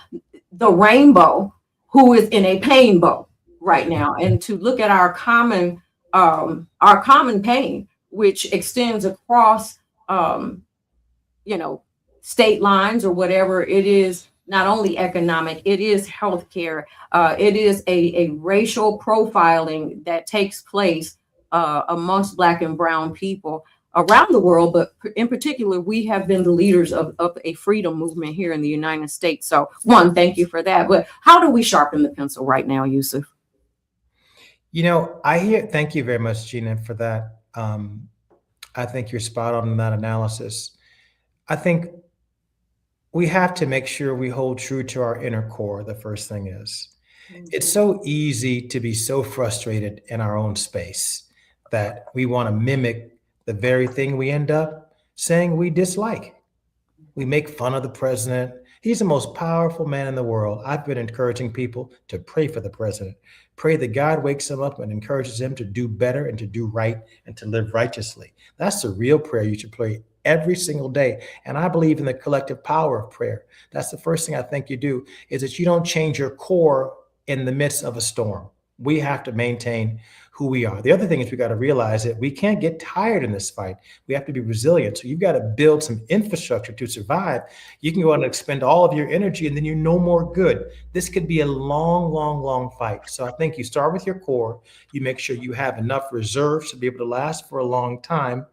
And then I think you can't be so frustrated that you're going to make it all Black. This is I see a lot of Black family meetings right now. I think that should be the beginning of your meeting, and that should be about 10 to 15% of the meeting. But the rest of the meeting is finding your allies. What makes Rainbow Push Coalition different? We have allies in Appalachia. We believe in supporting the good, strong, white working class. They're under pressure, and they are our natural allies economically. They're separated from us at some level by culture. But if we can find common ground, turning to each other, as my father would say, not on each other, we can make a difference for the country and for ourselves and for our families. That is the real deal here. We're being separated from our natural allies by false narratives and false isms. And I think if we were able to break those down in our own community, I see it at my Rainbow Push Saturday morning program, which I encourage to be more and more rainbow. To my African-American friends, scoot over. Make some room for some good white folks that you don't know who you may need. I keep sharing with people that we need, for example, in the state of California, all 54 electoral votes just to win the presidency of the United States. And you just can't win that out of Oakland. You just can't win that out of Los Angeles. You need some red counties. And but for these big blue cities in California, it's a red state. Yeah. But for Chicago and some South suburban communities, the state of Illinois is a red state. And so you're going to go talk to these farmers. You're going to go talk to these working class white folks. You're going to bring them into coalition around mutual economic issues that make sense. It's the only way out. It's the only way. Or we simply don't get the electoral votes necessary to get to the presidency, to get to the Congress that we need, the kind of resources that we need that American taxpayers can afford to build a more perfect union for every single American. And so I'm particularly grateful, Yusuf. Just before we have our final segment, I'm Jesse Jackson Jr., listening to the Jesse Jackson Jr. Show on KBLA Talk 1580. couple more responses from Yusuf Jackson and his word of hope at the end of our program. More when we come back on KBLA Talk 1580.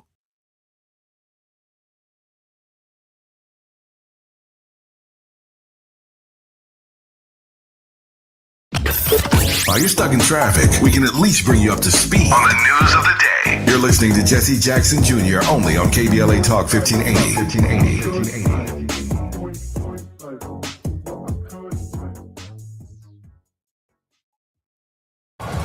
Going to a World Cup match in LA this summer?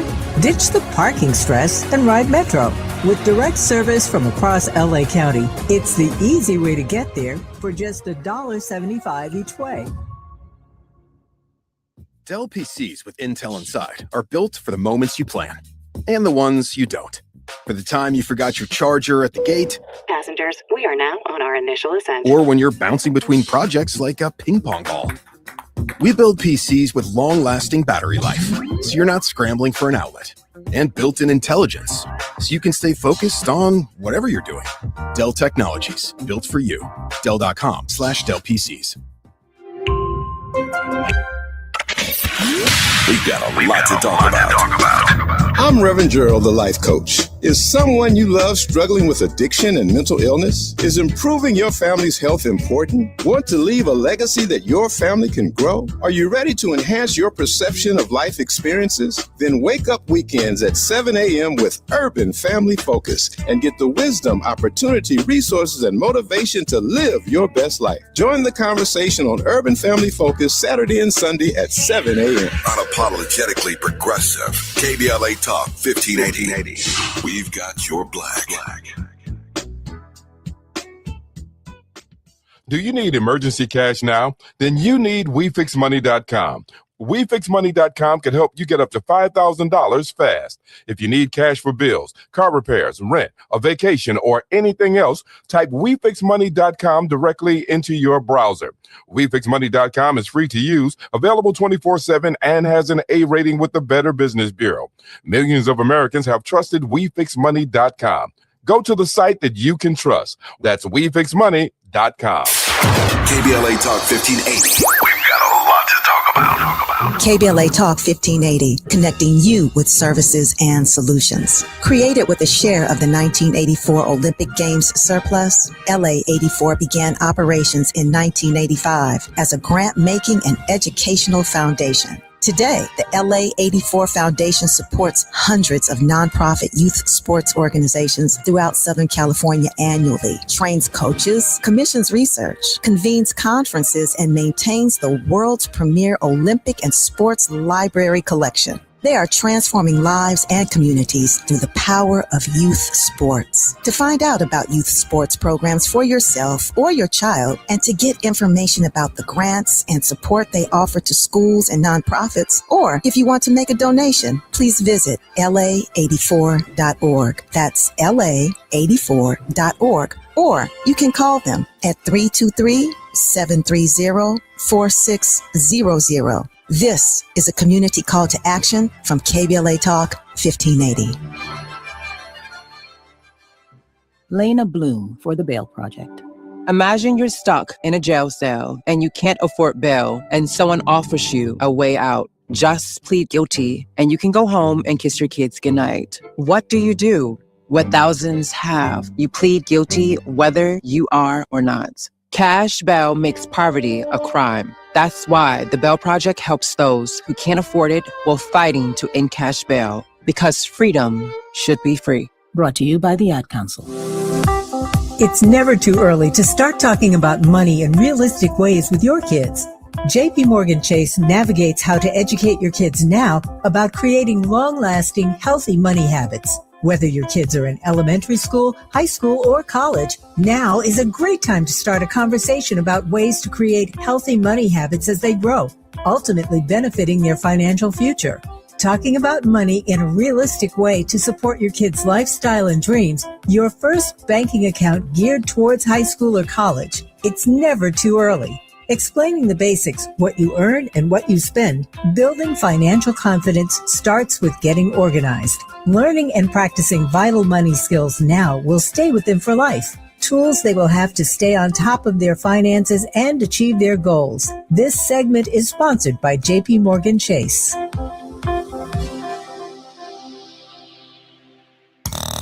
Now back to more of Jesse Jackson Jr. on KBLA Talk 1580. The Jesse Jackson Jr. Show.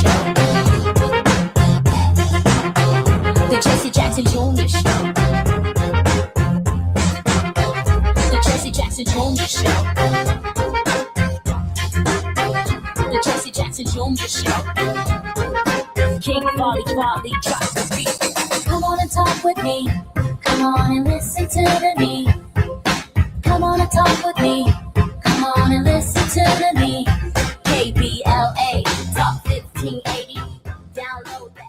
I'm Jesse Jackson Jr. Welcome forward to the Jesse Jackson Jr. Show on KBLA Talk 1580. It's Fat Meat Fridays with our creator, Gina Towns. And I'm particularly honored that the president and CEO of Rainbow Push Coalition is our very special guest, Yusuf Jackson. Yusuf, my younger brother, so proud of you, so proud of the work that you're doing and the clarity of your thought.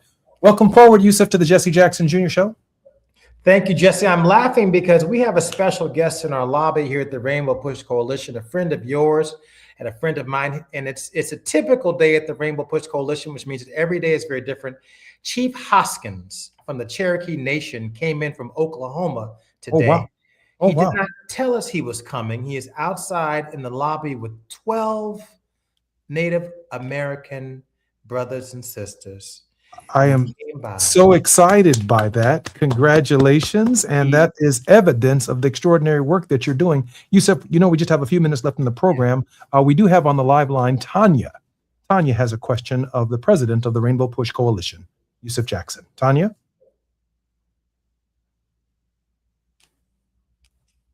Tanya, can you hear me?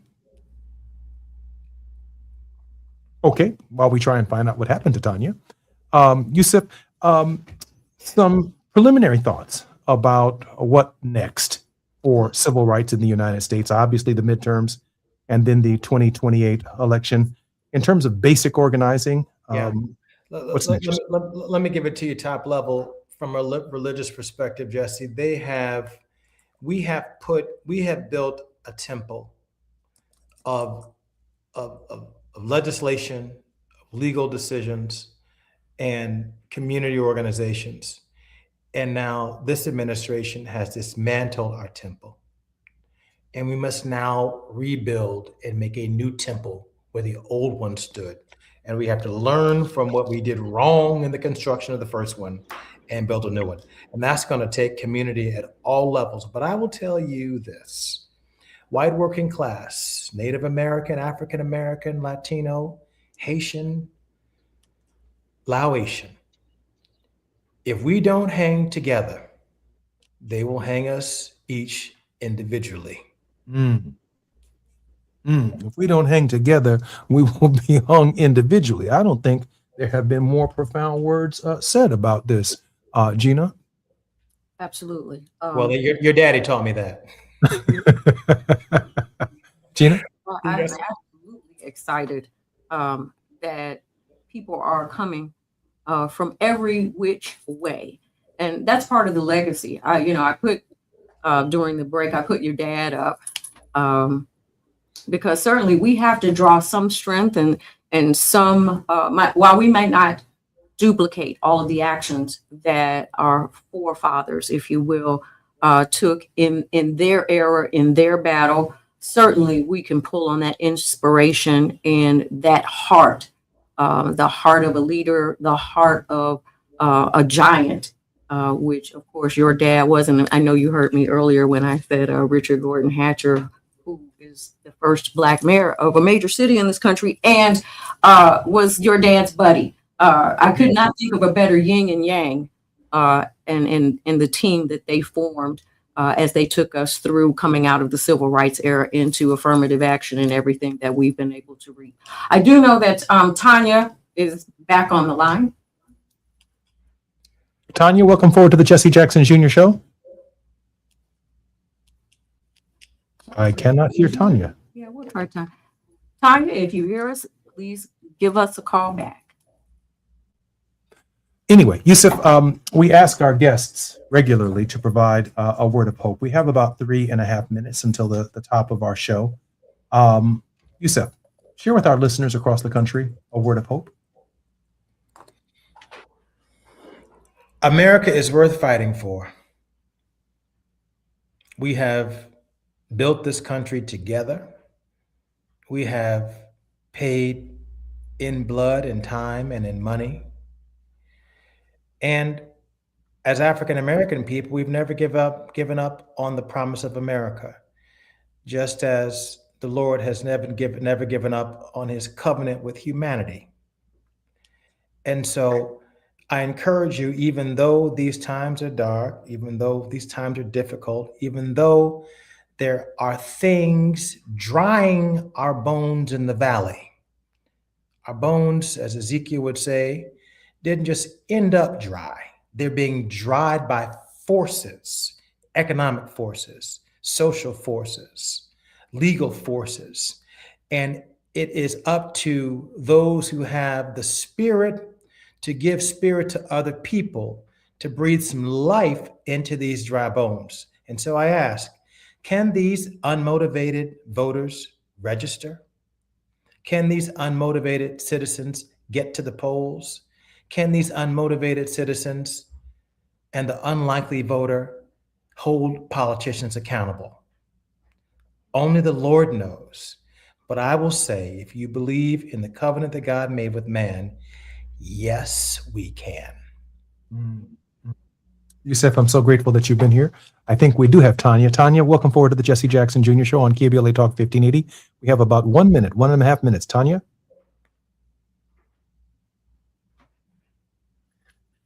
An extraordinary job.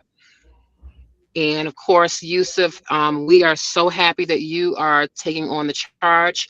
I have a young daughter who I would love to experience the same thing that I experienced when my father would take me to Operation Breadbasket. And I would like to know, what are some of the things that I can bring a young 12-year-old to for next week's convention? Tanya, thank you so much. Absolutely. You know, we start off on Wednesday with Youth Day. Your 12-year-old daughter will have a wonderful time. She'll learn civics education. She'll learn the rudiments of why it's important to vote. She will have like-minded people her age. She'll have some activities she can do with respect to sports. She can get her nails done. She can begin to build her little resume, and she can have a wonderful time learning how to be on a podcast. And from there, she'll be outside in a beautiful, it's going to be 85 degrees.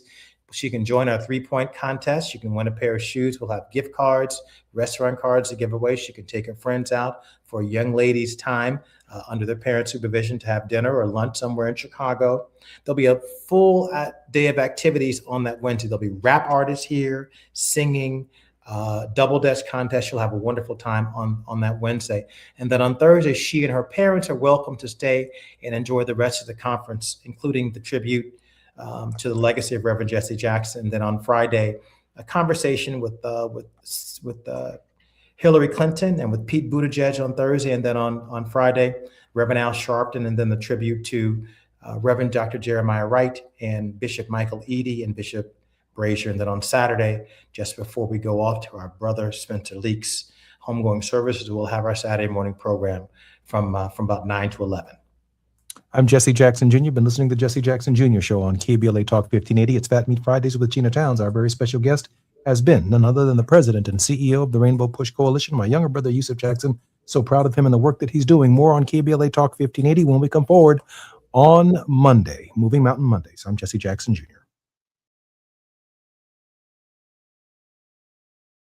KBLA 1580 Santa Monica. I'm Amber Payton with BIN News Now. 2 former Colorado paramedics convicted in the death of Elijah McClain